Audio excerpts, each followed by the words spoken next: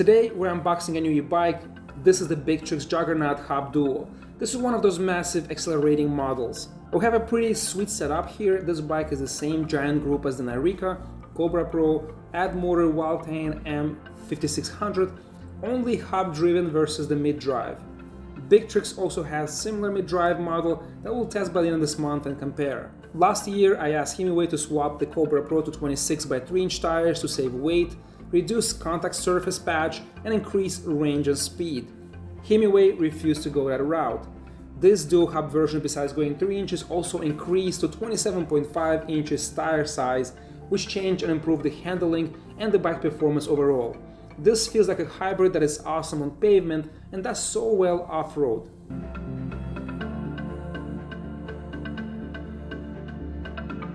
What is special about this e-bike is the power delivery. This is one of the fastest e-bikes from 0 to 28 miles per hour acceleration hub motor setups I have tried so far. Despite being a heavy massive e-bike, when you pedal assist or just throttle, it has insane power delivery.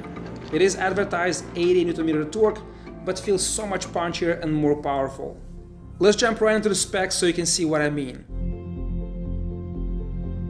This e-bike is powered by a 750 watt rear hub motor, but it's set up that power delivery, it's intense.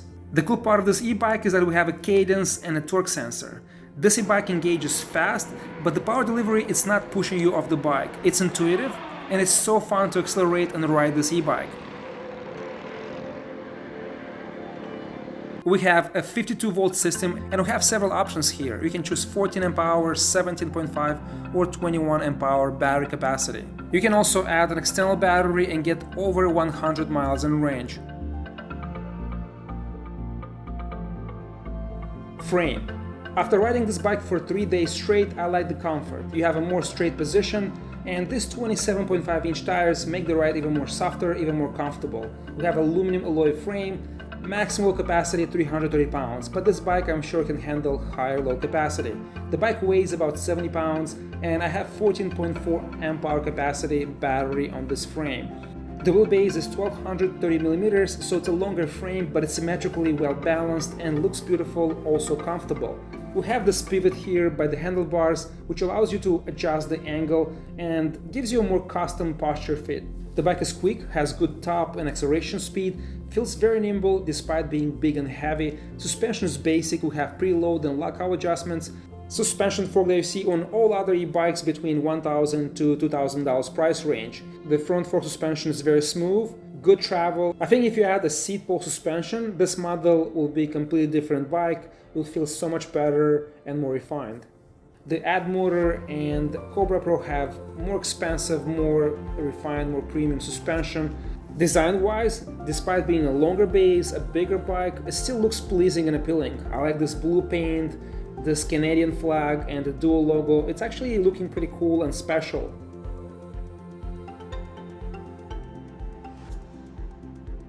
The spinner tires changes everything here.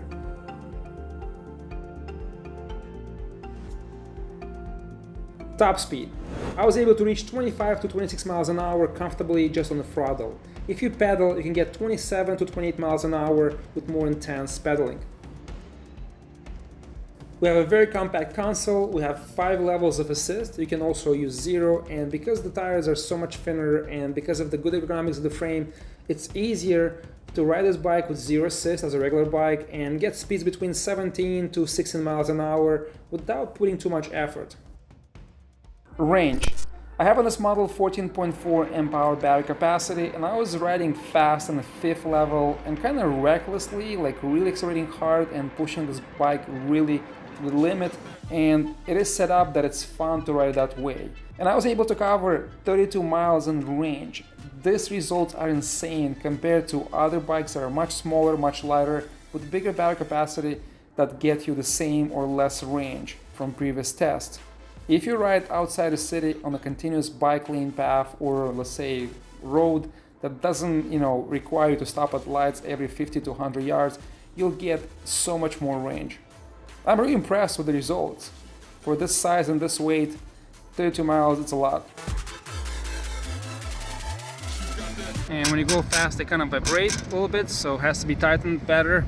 But I think plastic will be much more welcomed. And they're long enough to cover well in case if it rains or splashes.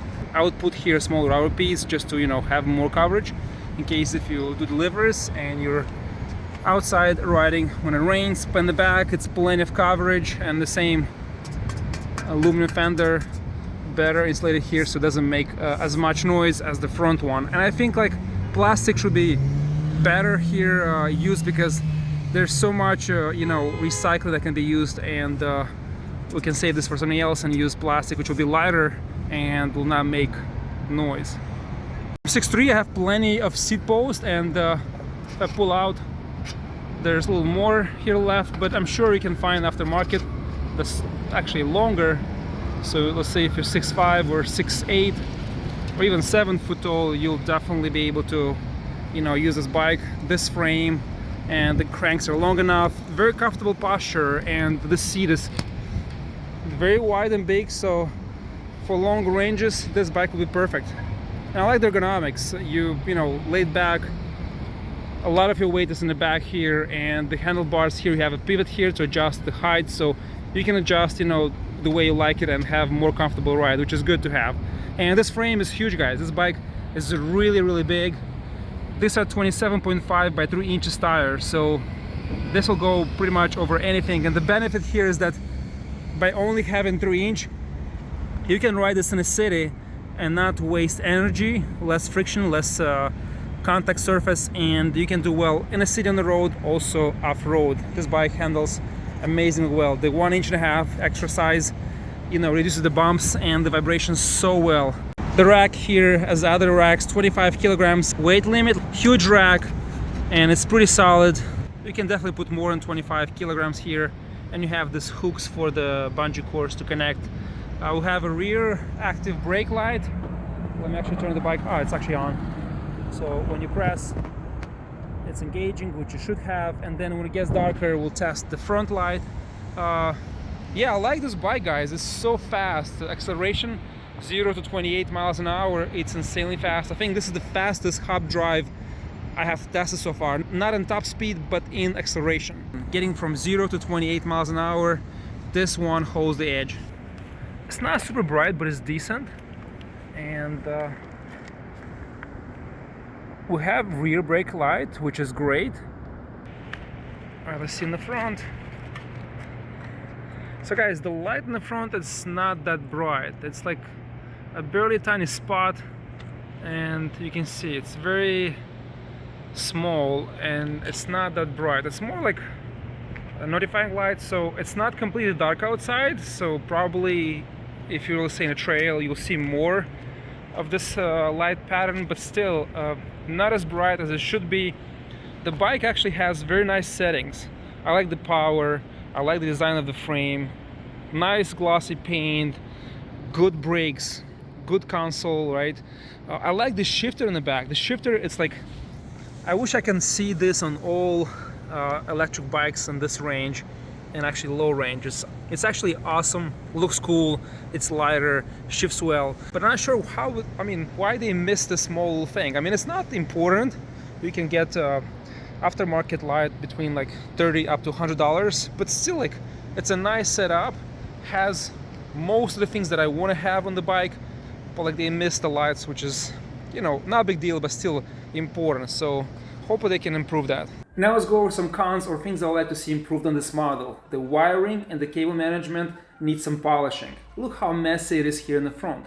But I like how they hide them inside on both sides going down the frame.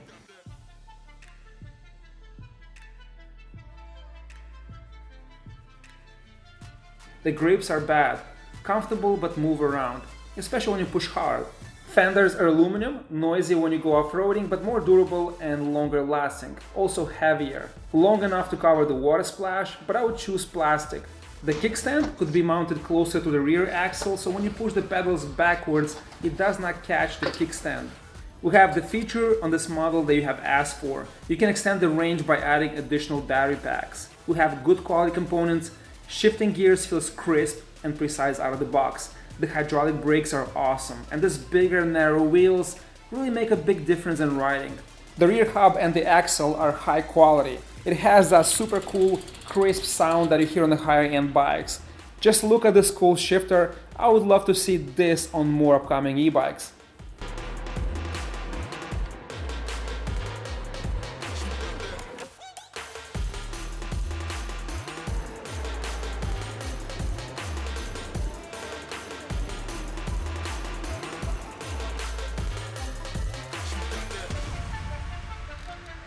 The bike is nimble, feels light when accelerates, and so much fun to ride. Riding extreme, it's engaging. For the price of $2,400, which is a higher price level than what you see in the hub drive sector, but you get amazing acceleration and torque above the level of other e-bikes models.